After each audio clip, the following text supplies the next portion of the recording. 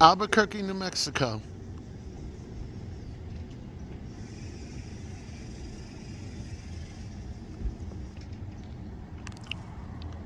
I'm on Sandia Mountain at the tramway.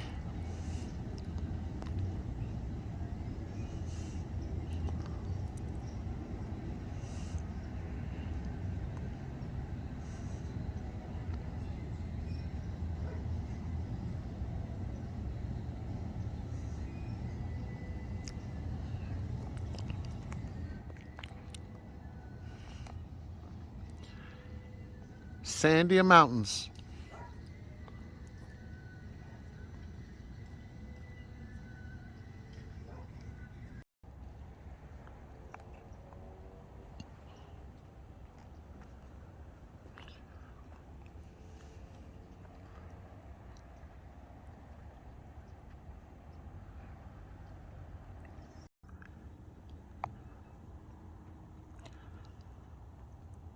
Sandia Peak Tramway.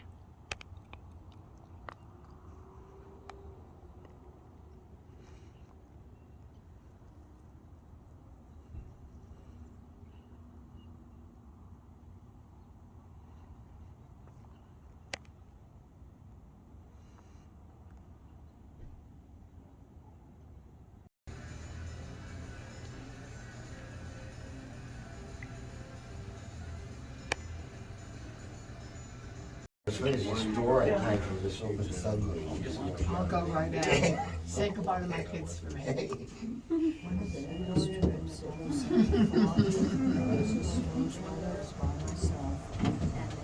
sure they're warm in this school. Yeah, I hope so. Somebody asked them to sing, so they sang Alrighty guys, if I could get your attention here, my name is Nathan. I'll be your cabin operator on the way up today. We'll be up top in about 15 minutes. If you guys have any questions, comments, or concerns, especially if you need any help, please direct it my way. That's what I'm here for predominantly, is to make sure everyone's safe and good to go. Otherwise, I always offer my cabins two options. I can either one, give a speech and tell you a little bit about the tram and the surrounding area, or I can be quiet and you guys can enjoy the lovely morning views. But you do vote as a tram. Would you like option 1 or 2? One. Speech? Gotcha. Alrighty. So, then I'll start out. We are starting out here at an elevation of 6559, and we'll be up top at 10,378 feet once we make our full trip.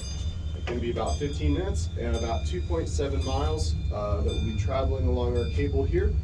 And should be a nice, lovely trip this morning. It's been a beautiful day so far. Maybe a little warm, but it should be good when we get up top.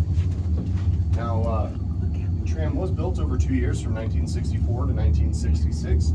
It was completed in 1966 and cost them about $2 million. So it's translated to today's money, it's about 10 times. So it's about $20 million that it would cost today to build this whole line. Now, they have made various upgrades over time, so that cost and things. We did just upgrade our motor system, our drive system, which includes our motor. We upgraded that this last year, last January or so, and got that upgraded. So if you are either returning riders or first-time riders, the tram is a little bit smoother and a little bit faster now as far as efficiency-wise. It still travels the same speed, which is about 18 feet per second, or about 13 miles per hour. Now we are crossing over a trail here. Now this trail is the first maintenance road that was used in order to build this first tower here. So it's on the left side here as you're crossing over. We'll be crossing over the tower. It does only go up to our first tower. Our first tower stands at 232 feet tall and leans toward the city at an angle of about 14 degrees. Now feel free to hang on to something or someone, as we will get some swing and sway, so feel free to use whatever expletive you feel is appropriate. Here we go.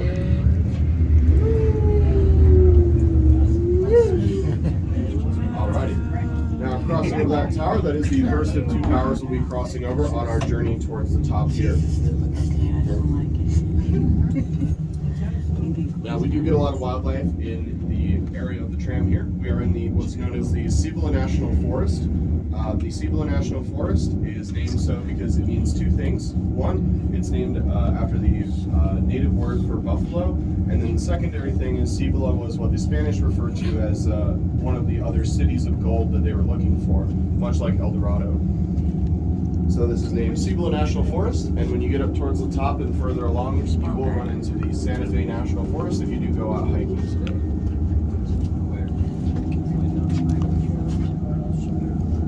Now, back to the wildlife, we do get quite a few species up here. We get bobcats, mountain lions, black bears, we get mule deer, we get roadrunners, quail, we get all sorts of birds of prey. So we get turkey vultures, we get red-tailed hawks, things like that.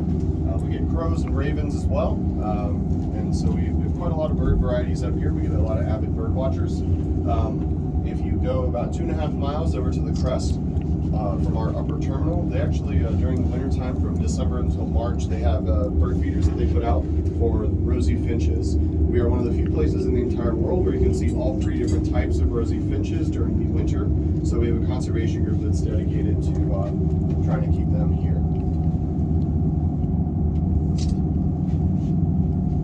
Now, if you look straight ahead of us, you might notice that some of the rocks look like they're eroded a little bit funnily, and that's because this is known as Critical Point.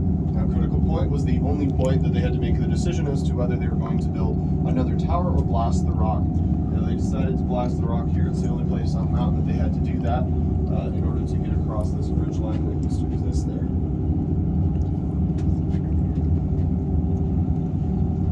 Now, as you look around, you might notice some of the rocks and how they're formed. We do get a couple of types of erosion here.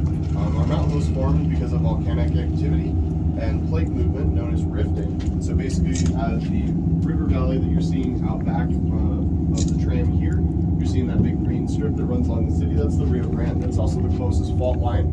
And so the plates pull apart there. So you can see out on our western side of the city here, the big mesas and the petroglyphs that are out there in those mesas.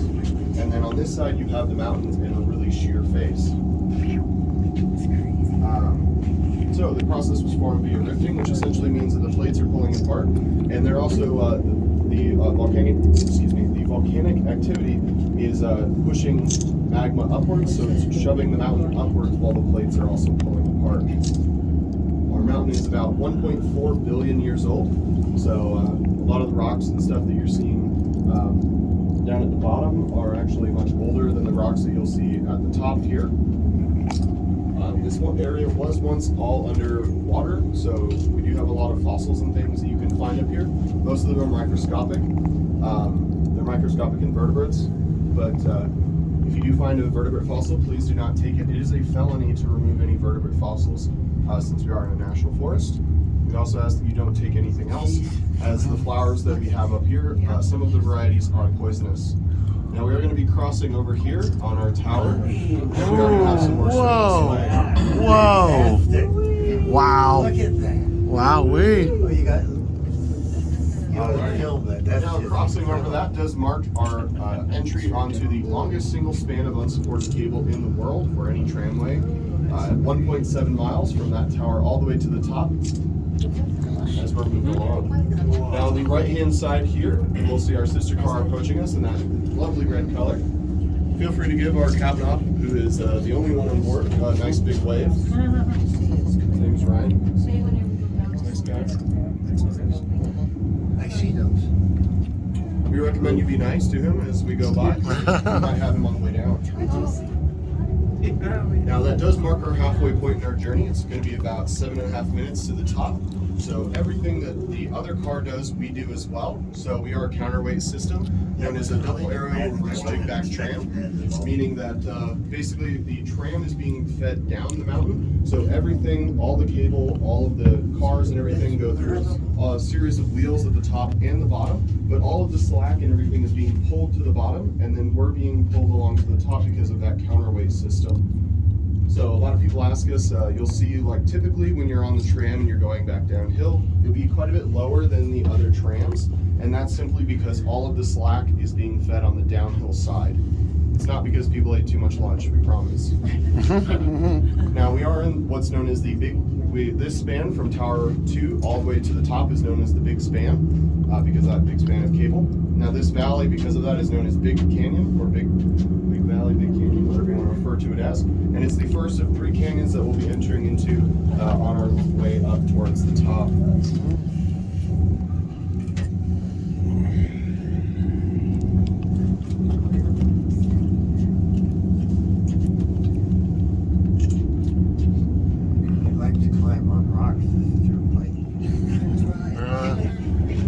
No, thank you.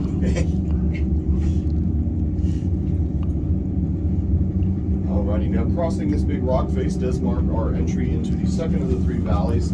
The second of the 3 valleys is known as Echo Canyon. Now, Echo Canyon does host a naturally flowing water source that flows year-round. It's about a 6-inch wide stream year-round that flows down. That is enough water to provide for the trees that you see in the valley there that are anywhere from 80 to 100 feet tall.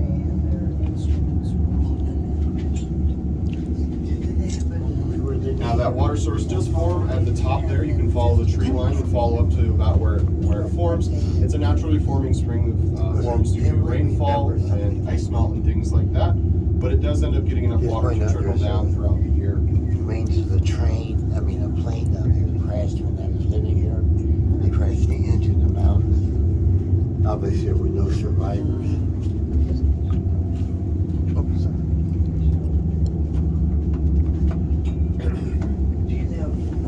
Rock climbers up here. Because when we go trucking, they got cliffs and there's, Alrighty, about now is what I usually point out. We do have a lot of color variety in our rocks. So you can notice a lot of the coloration now that we're getting up more towards the top, and there's a bit more variety. That top layer that makes up that gray or light color on the top is going to be a sandstone and limestone mix. We also have that orangish pink color. That's going to be a potassium-rich feldspar and mica that makes up that layer, as well as pink granite. So you'll see the yellow on the mountains as well. The yellow is going to be basalt. And then when you're looking at more of the sheer cliff face out to the right hand and the left hand side, you'll see a dark gray or a black color, and that's actually black granite. That black granite does make up a lot of the base of our mountain. Unfortunately, our mountain is made of what's known as decaying granite, so if you're looking to do any rock climbing, slack lining, anything like that, you do have to have specialized equipment in order to do that, simply because the rock is very fragile and very brittle.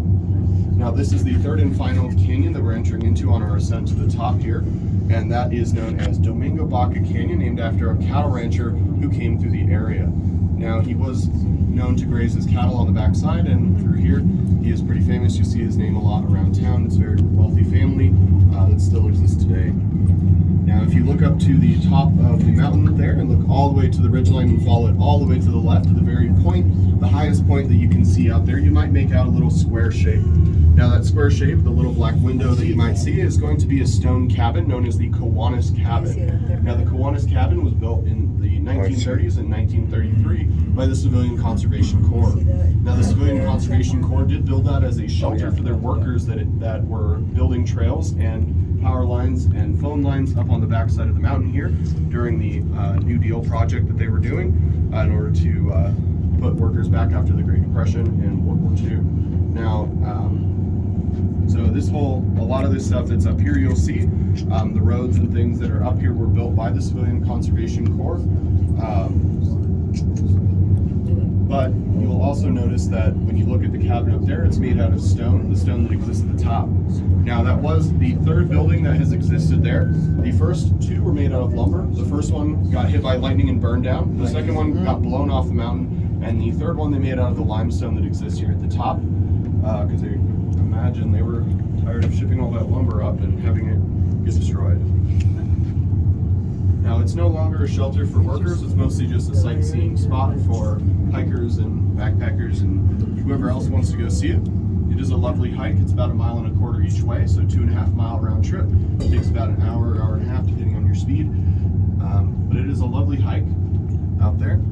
If you need directions or anything, come see us at the upper terminal. At the upper terminal, we do have a couple of amenities for you guys. We do have a water fountain, vending machine, and restrooms if you need them. It's also where you'll check in when you want to go back down.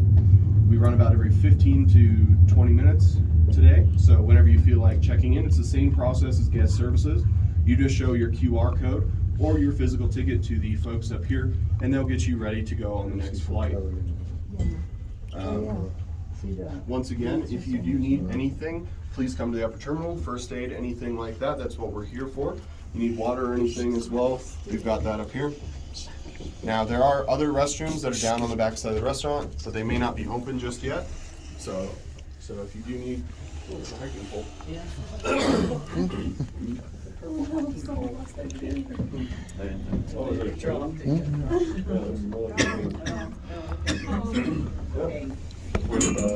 Now we're going to have some soft bumping as we come into the dock here.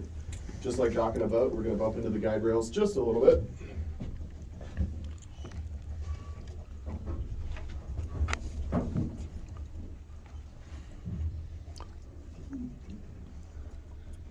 We are also going to have one more sharp bump forward when we come into contact with the rubber bumpers that are ahead of us there as we become fully level with the dock. Now sometimes it's gentle and sometimes it's pretty sharp, so hang on to something just in case. And if your head is next to the window, please back your head up just a little bit. There we go, not too bad. All right, now you will be exiting opposite of me onto the red deck out there. It's a little cooler.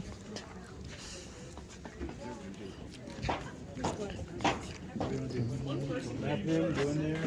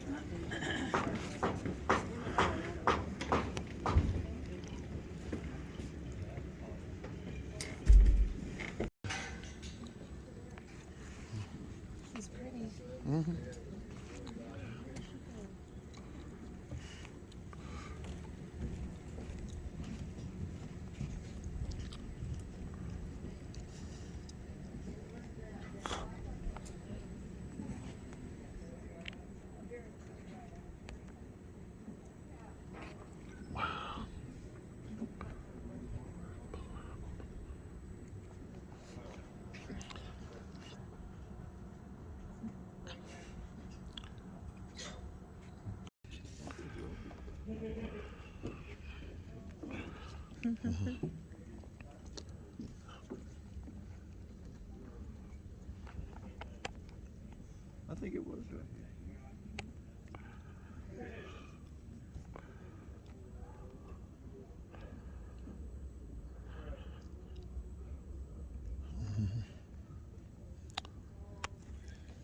I think it was over there on the other side.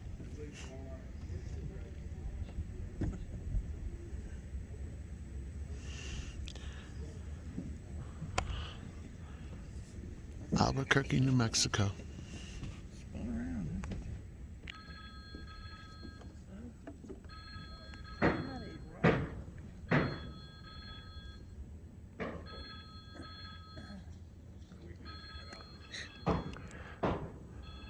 The squirrel in the morning.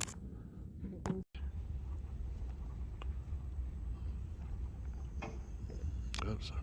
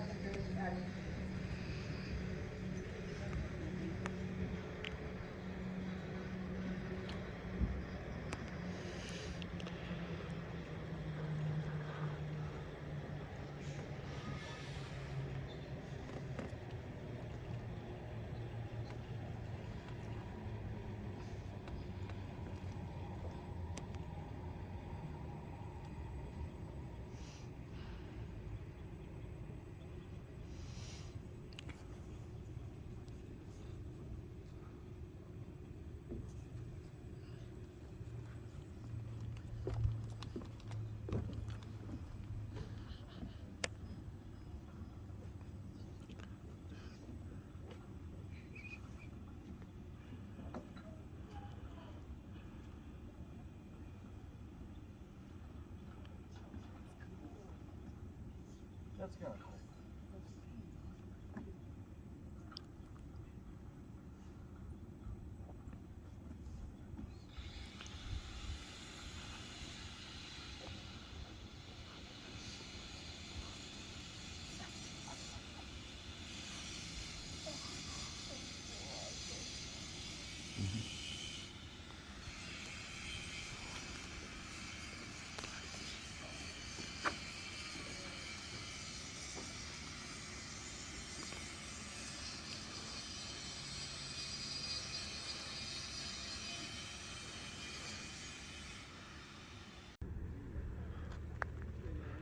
On top of the world, Sandia Peak Mountains.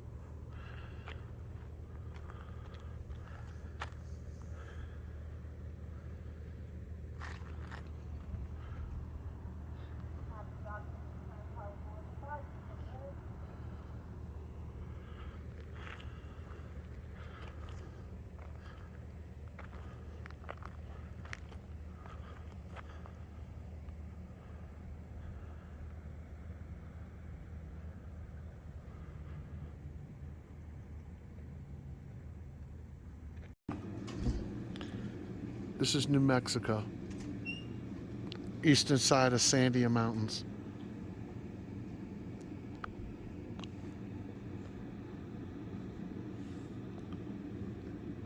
What a beautiful world this would be. What a glorious time it would be. Walking in the mountain forest.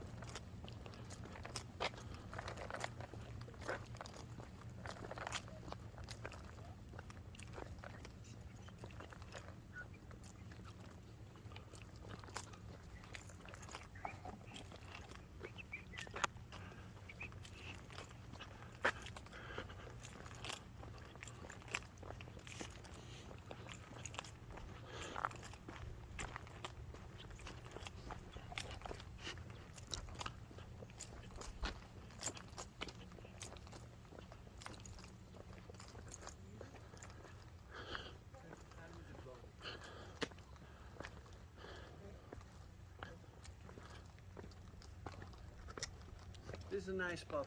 It sure is. Yeah, we're walking here. Mm-hmm. All It's right. very nice. All right, I'll try it. Look out. All right.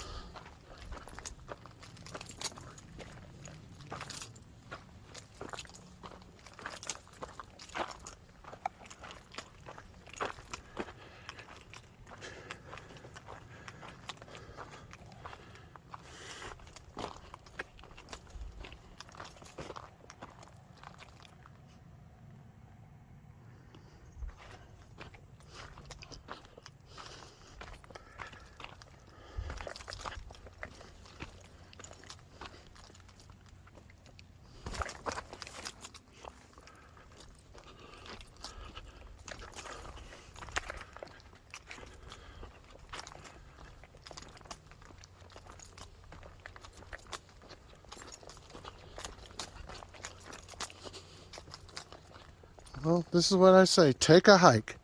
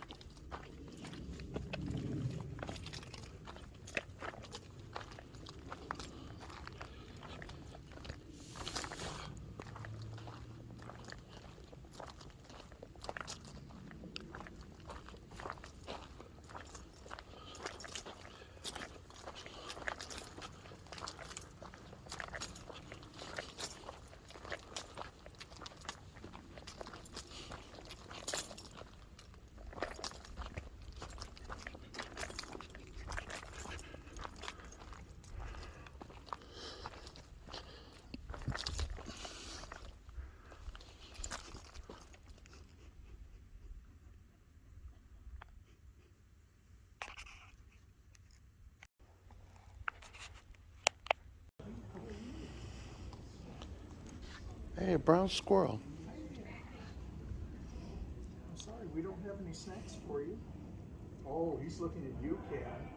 He smells my wrapper. Still has residue, but oh, I'm sorry, I already ate it. He's begging. Well, you got another one. Give him a little. Else he's going to come grab you there. Here you go. I'm probably not supposed to do this, but he's so fat. I don't think he cares.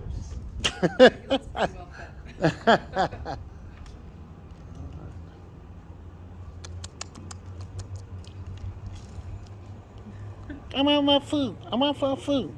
Yeah, thank you. Thank you. I'm a beggar.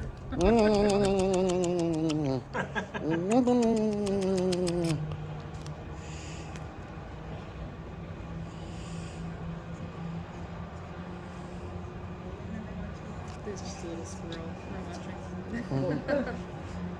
And he begs for food. He's not fat. You should call him Lumpy. Yeah. He's definitely domesticated. Sure, he's better than we do. Squirrels, black squirrels, So- red Our schools at home do that too, and the feeders. Yeah, we don't have any like that either. Yeah. Looks kinda striped. Yeah. It's kind of cool. Just taking a picture of that thing. Yeah, you're right. He is fat. Give you a big chunk, see what you do with that. Oh my. You're just going to sit here and eat it? You're not going to run off and stash it? That's fine.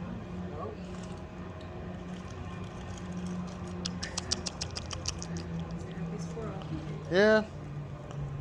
He'll gain an extra pound.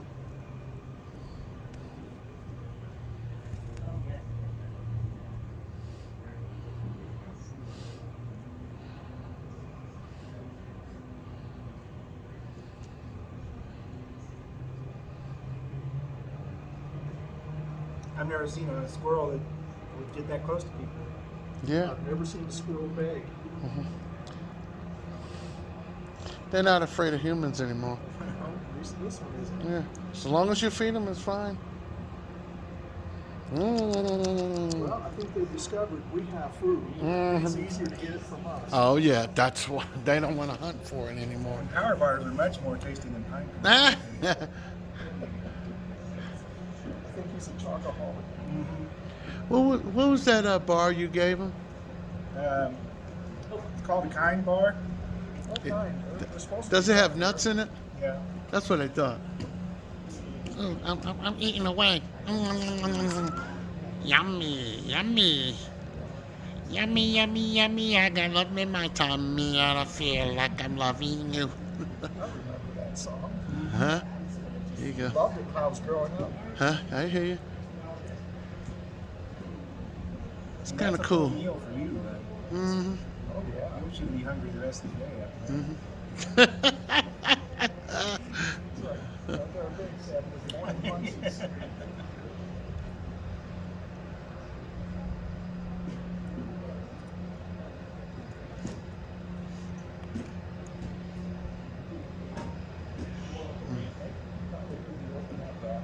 That's why you came over here. He did. He knows exactly what the cues are.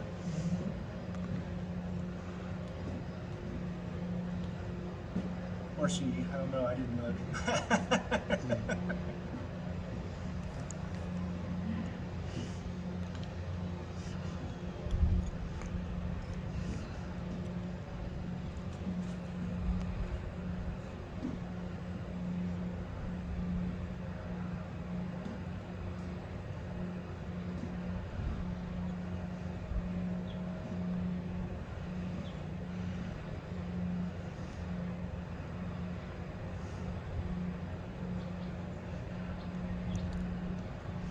Is that good or what?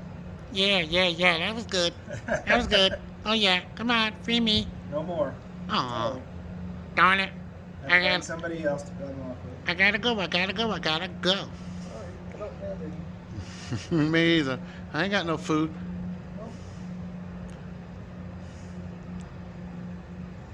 Found something. I'm gonna clean his paws now. Oh, okay. Good to the last drop.